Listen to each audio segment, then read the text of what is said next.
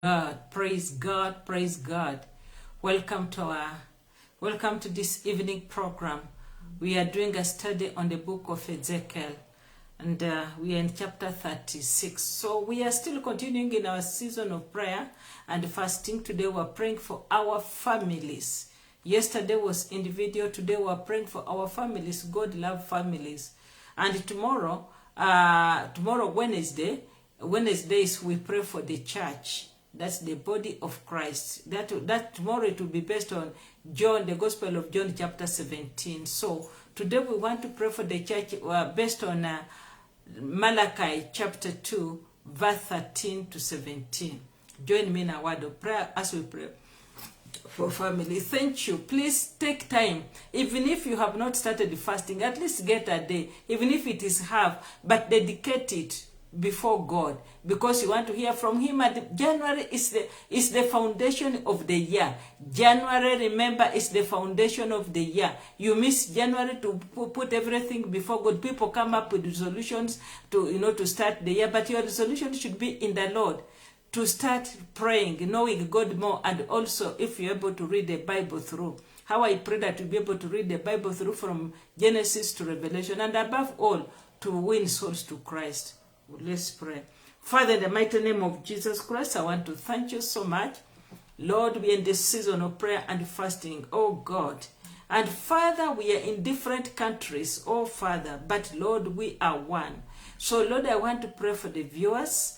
As we pray, Lord, we are praying for families. The soul of the family is under attack. The devil wants to destroy families, oh God. Look at the way the divorce rate is very high. Look at look at immorality. The spirit of morality, wickedness is very high within the families. Look at the children. Father, there is rebellion. Oh my God. Our children are on drugs. They are on alcoholism. So is the whole family, God. Oh my Father, dear Lord, how I pray that God, you will save families, oh God. We pray for our brothers and sisters, our fathers and mothers, our husbands and wives, oh God. I repent their sins, oh my Father, for the enemy has risen up, oh Lord. People wait, and within no time the marriage has broken. Oh God of glory, how I pray that God, all shall be well. Blessed be your holy name. Receive the glory, receive the honor, and receive the praise, oh God. You are the same yesterday, today, and forever. Lord, I pray for my family particularly, that my children, God, that my entire family shall continue in you, Lord, that they'll know you, God, in a better way, oh my Father. For Lord, my God, a family that is built on the foundation of Christ shall never go astray. A family that prays together shall stand. So God, I pray for my children.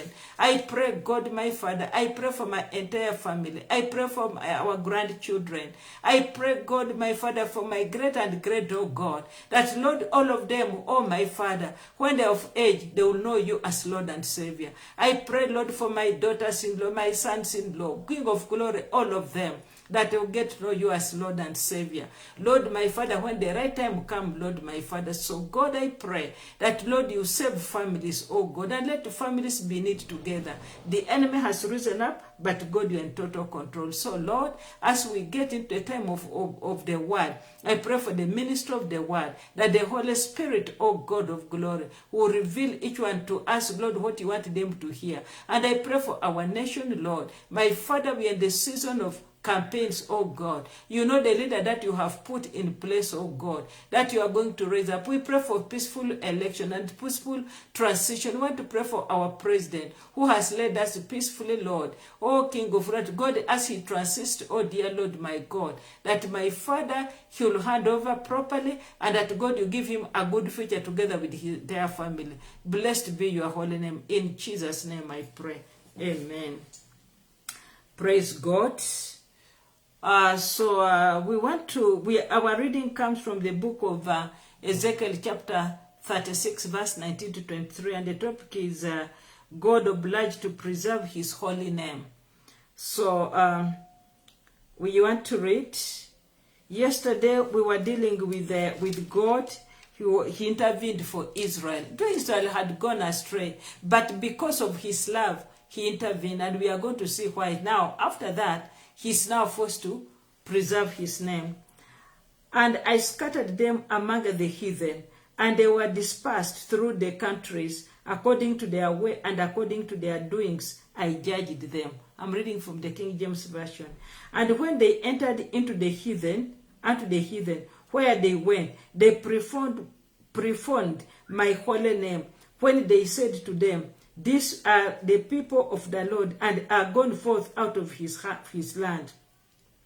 But I had pity for my holy name, which the house of Israel had profaned among the heathen, whither they went. Therefore say unto the house of Israel, thus says the Lord God, I do not do this for your sakes, O house of Israel, but for my holy name's sake, which ye have profaned among the heathen, where you went. Verse 23, and I will sanctify my great name. You see, the name. He's particular about the name. A good name is better than gold and silver. And I will sanctify my great name, which was performed among the heathen, which you have performed in the midst of them. And the heathen shall know that I am the Lord, says the Lord God, when I shall be sanctified in you before their eyes. What the enemy meant for evil, Lord turned it for good. It doesn't matter how big or what you think about your sin. The Bible says, come, let us reason together. That's Isaiah chapter 1, verse 18. Even if your sins are as red as crimson, I'll make them as white as snow. So see what God says. Even if Israel had really sinned, God is going to turn everything around. Now, why is he saying like this? Because from verse 16, actually, what we read part of it yesterday, from 16 to 19, the people were chastened for their sins by being dispersed among the nations. And how do we know that? In verse 16 to 19, the word of God says, moreover, the word of the Lord came to me saying, they were chastened for their sins. Because of their sin, that's why they were being scattered among the nation. And the word of the Lord came unto me saying, Son of man, when the house of Israel dwelt in their own land, they defiled it by doing their own way, and by their idolatrous doings. Their conduct before me was like the uncleanness of a woman during her physical impurity. So I poured out my wrath upon them for the blood that they had shed upon the land, and for their idols which they had defiled it. Verse 19, which we are starting from today. And I scattered them among the nations, and they were dispersed throughout the countries according to their conduct and their idolatrous deeds. I judged and punished them. Yeah, God scattered them among the nations because of what? Their idolatrous deeds. So now, after that, they made the nations start mocking God. Because of that, God had now to defend his name, to preserve his name. So in verse 19, and I scattered them among the heathen, and they were dispersed through the countries according to their way and according to their doings I judged them. Let us look at Deuteronomy chapter 28. Let us go to the scriptures. Deuteronomy 28. That is the longest chapter that talks about curses and blessings. We look at verse 64. It says, and the Lord shall scatter thee among all the people. That is, if you disobey. And the Lord shall scatter thee among all the people, from the one end of the earth even unto the other. And there thou shalt serve other gods, which neither thou nor thy fathers have known, even the wood and the stones. Yeah, you disobey God, it is always terrible. Leviticus chapter 18 goes there. God says he will scatter them. You disobey, it's part of you among the nations of the earth. Verse 24 to 28 says, defile not you yourselves in any of these things, for in all this the nations are defiled, which I cast out before you, and the land is defiled. Therefore I do visit the iniquity upon it, and the land itself vomiteth out her inhabitants. I repeat verse 25. And the land is defiled. Therefore I do visit the iniquity thereupon it, and the land itself vomiteth out her inhabitants. Refugees. When God brings, the other day we had was it Afghanistan, where there was chaos, and the land vomited her people. Refugees are vomited because of God. It vomited her people, and they go into exile. So the land will vomit out her inhabitants. Yeah, ye shall therefore keep thy statutes, my statutes and my judgments, and shall not commit any of these abominations, neither any of you, any of your own nation, nor any stranger that sojourners among you. For all these abominations have the men of the land done, which were before you, and the land is defiled. And the land spew not you out also. You play around, the land will spew. How will it spew you? How will the land spew you? By becoming by becoming refugees, even within your own country. Even within your own country, you become a refugee within your own country. You are just out of your land. You are how are they called? There's a name we use, I have forgotten. So you are not in your land, where you are, where you have built, where you are brought up. You are put in a different place. The land will spew you out. So the land spew you not, that the land spew not you out also, when you defile it, as it spewed out the nations that were before you. You play around, the land will spew you. Hallelujah. You become a refugee. You will become, there's a name that we use. People, you move away from your land. You go to the neighboring. I mean, the land has spewed you out. You are not able to settle there. So, then let us go to the book of Ezekiel. Ezekiel chapter 7, very fast. Chapter 7, verse 8.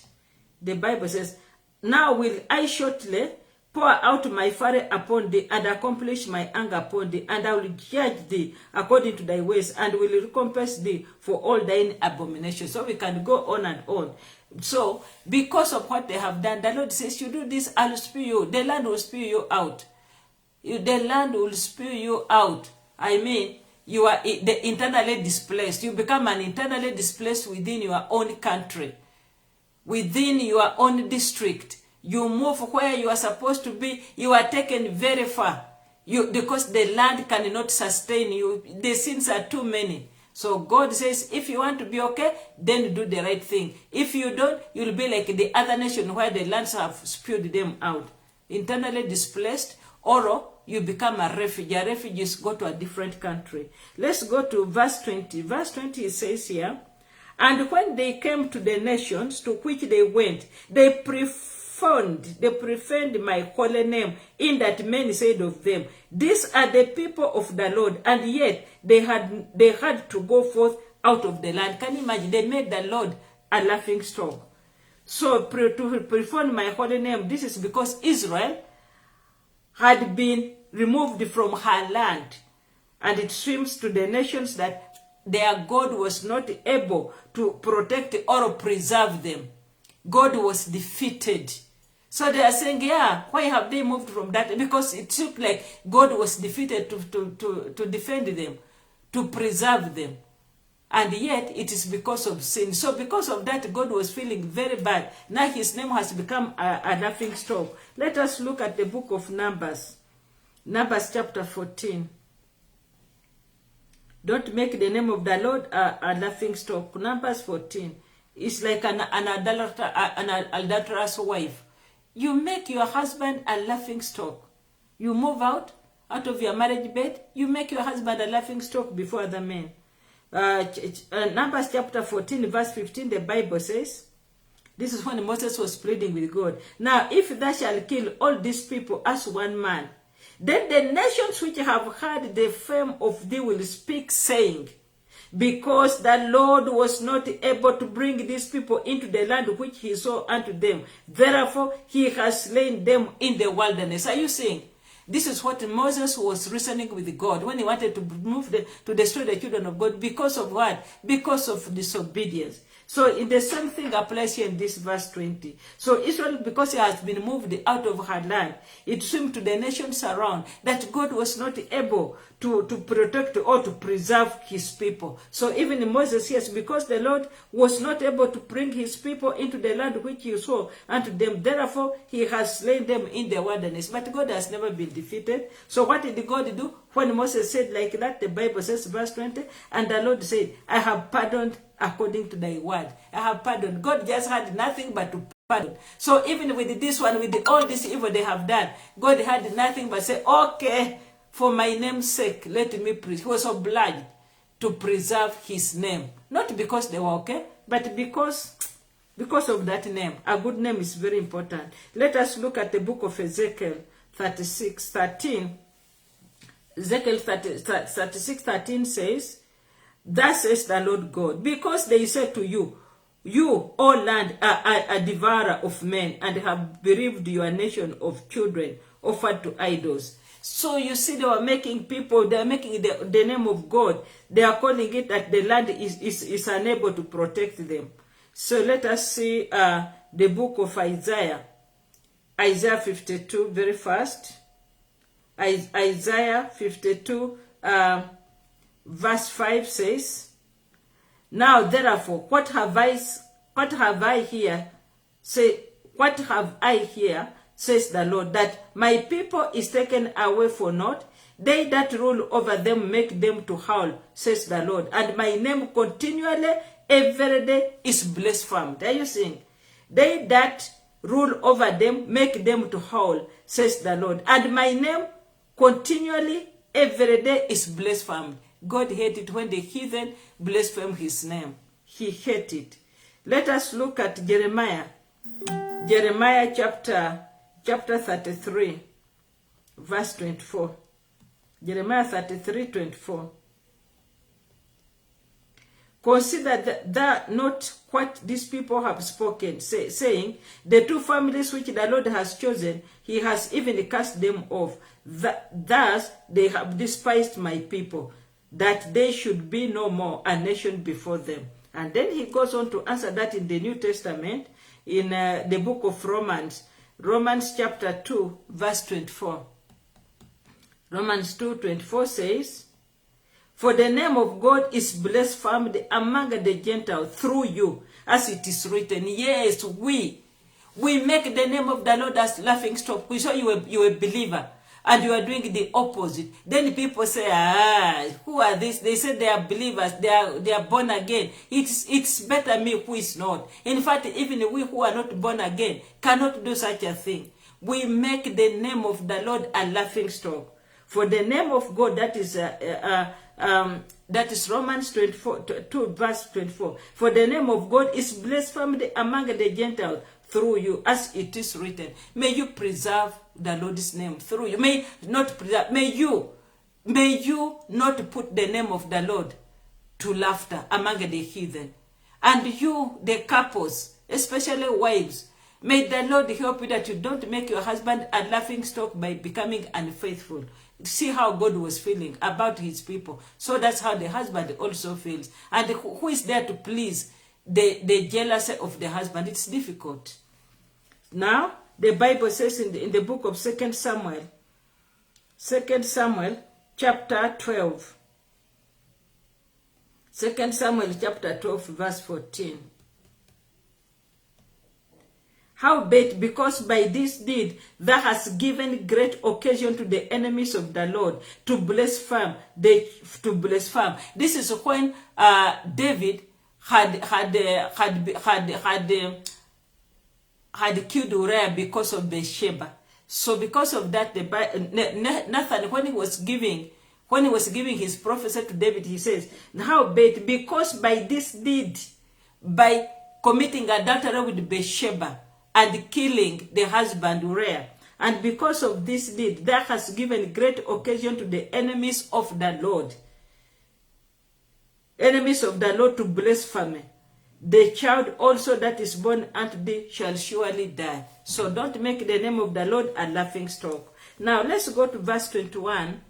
Verse 21 says, But I had regard concerning and compassion for my holy name, which the house of Israel had performed among the nations to which they went. Yes, the Bible says that is, he was obliged to preserve his name. So he repeats again, but I had regard, concern, and compassion for my holy name, which the house of Israel had performed among the nations to which they went.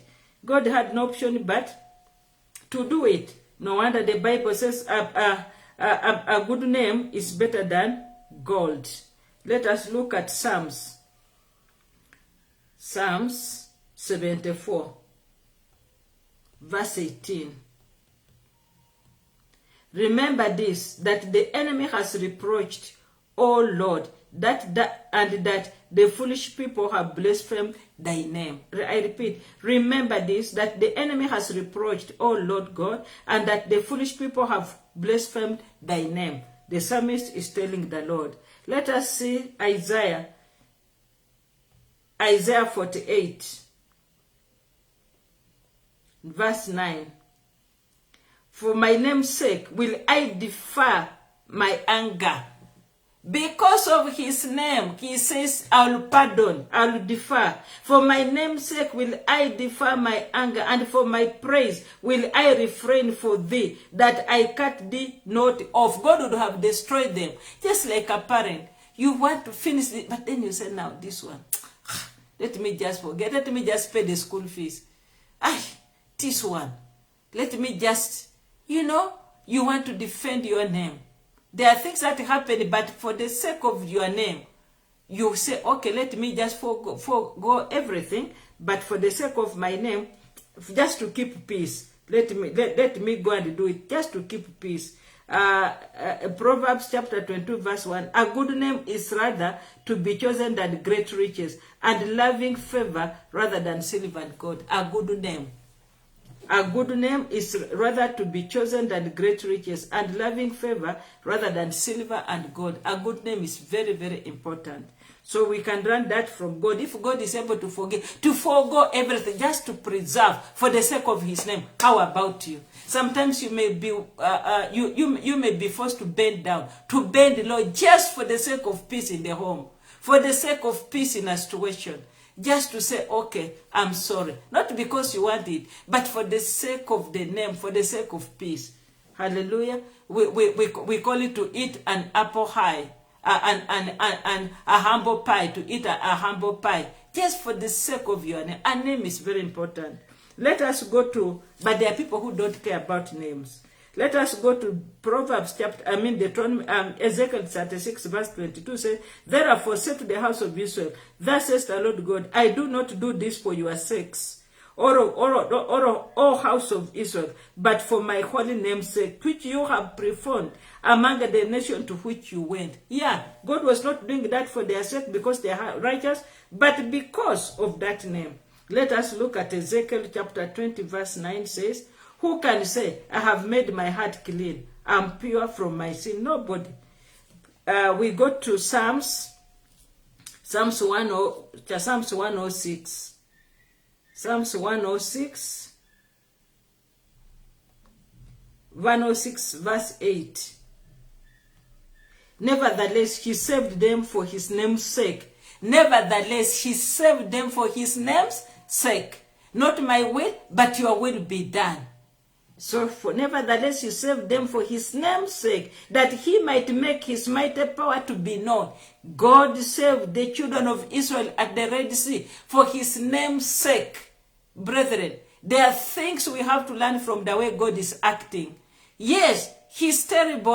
We sin. He can finish the world in a twinkling of an eye.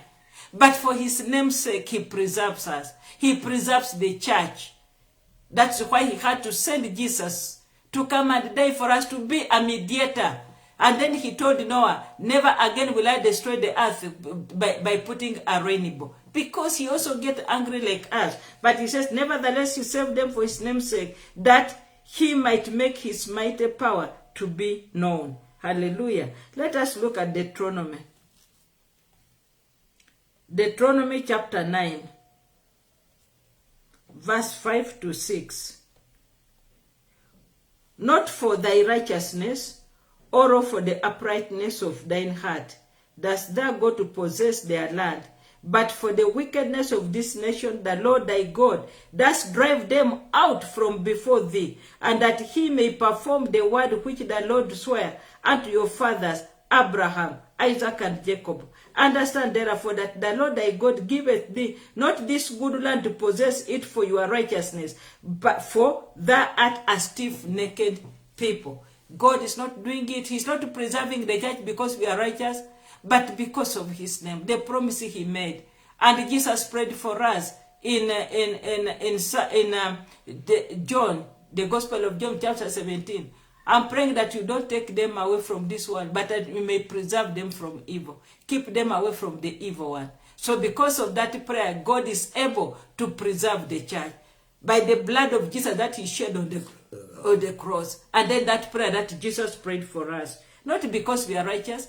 I myself, oh my God, just by the grace of God that I'm living. That's why we have to keep on repenting all the time. Not that you sin, intentionally. But maybe I have said something which is not good.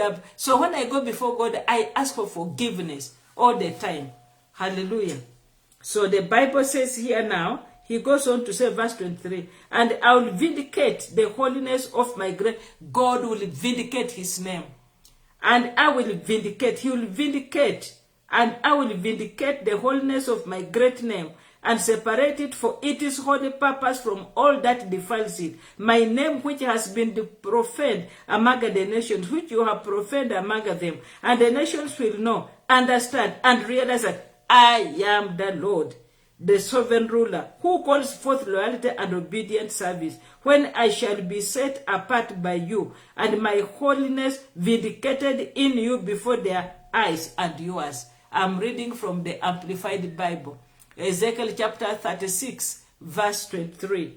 The Lord, and I will vindicate my holy name, my great holy name. The Lord will vindicate it. Let us go to Isaiah. Let us go to Isaiah chapter 37, sorry. The Lord will vindicate his name. Chapter 37, Isaiah 37, 23. A name is very important. A good name is everything. Whom hast thou reproached and blasphemed? And against whom hast thou exalted thy voice and lifted up thy eyes on high, even against the Holy One of Israel? Yeah, he's asking him that question. But now what God has decided, he's going to vindicate his name. Let us look at Psalms 126, verse 2. 126, verse 2. Then was our mouth filled with laughter, and our tongue with singing. Then said they among the nations, because all the nations shall know that he is God. Hallelujah. Because he has told us here, yes, and the nations will know, understand, and realize that I am the Lord.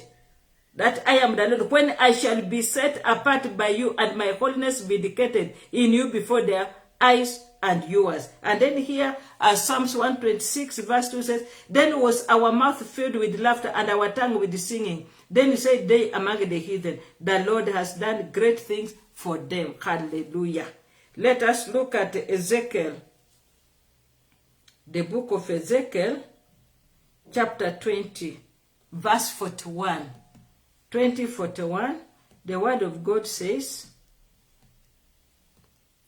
I will accept you with your sweet savor when I bring you out from the people and gather you out of the countries wherein you have been scattered, and I'll be sanctified in you before the heathen, so that they may know that I am the Lord, when the Lord is vindicating his name. I love that. Let's look at Isaiah at chapter 39, Ezekiel 39, verse 7.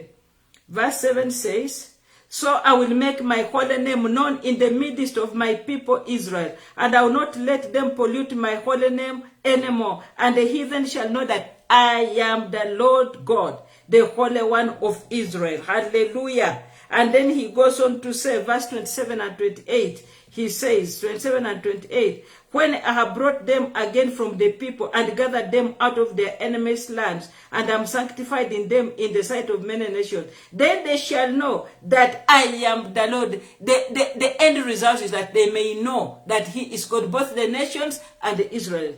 Then shall they know that I am the Lord their God, which caused them to be led into captivity among the heathen. But I have gathered them unto their own land, and have left none of them anymore there. I have gathered them. Hallelujah. The last one, chapter 38, Ezekiel 38, verse 23. It says,